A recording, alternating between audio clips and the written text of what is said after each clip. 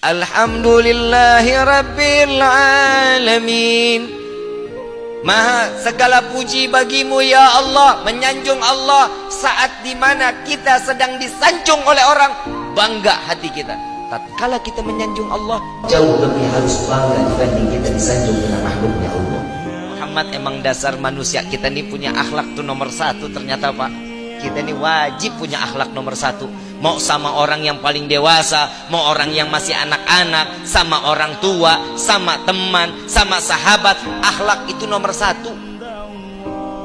Apa kata Imam Syafi'i? Sungguh aku tidak akan pernah segan, aku tidak akan pernah takut jika aku harus berjumpa dengan orang yang berilmu. Sungguh aku lebih segan dengan orang yang berakhlak. Sahabat atau muridnya nanya, wahai Imam Syafi'i, apa yang membuatmu segan? Orang berilmu belum tentu punya akhlak. Orang yang berakhlak sudah pasti dia menjalankan ilmunya. Jadi orang kalau udah tahu ilmu, dia nggak ngejalanin, berarti cuman sampai di ujung lidahnya. Tapi dia memiliki ilmu lalu dia jalankan, maka disitulah akan diangkat magam al-mahmud, magam yang tertinggi di sisi Allah.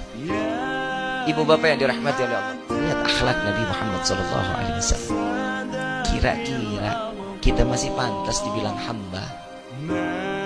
Nabi yang dipikirin umat, tapi cintanya kita kepada Nabi gak ada sampai seujung kukunya. Ibu bapak yang dirahmati oleh Allah, maaf, saya cuma mau ngasih tahu, kita ini terlalu banyak memanfaatkan Nabi Muhammad SAW. Terlalu kita banyak memanfaatkan Nabi.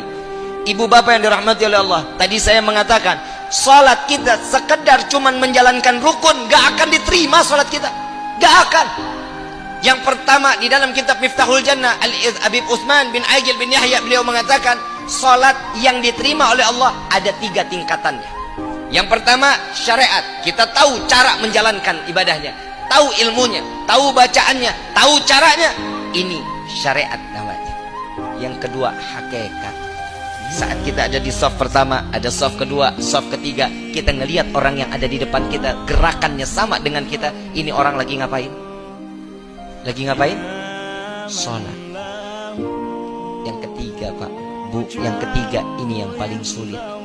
Makrifat antara hati dengan pikiran, menembus sampai kepada Allah.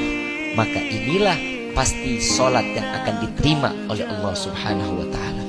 Jadi selama ini sholat kita diterima atau tidak? Tapi saya mengatakan, wallahi, ana yakin, hakul yakin, sholat kita pasti diterima oleh Allah. Karena di dalam sholat wajib tertempel sunnah-sunnah Nabi Muhammad SAW. Kalau bukan karena ada sunnah sholat kita di dalam sholat wajib, tak akan sholat kita diterima oleh Allah.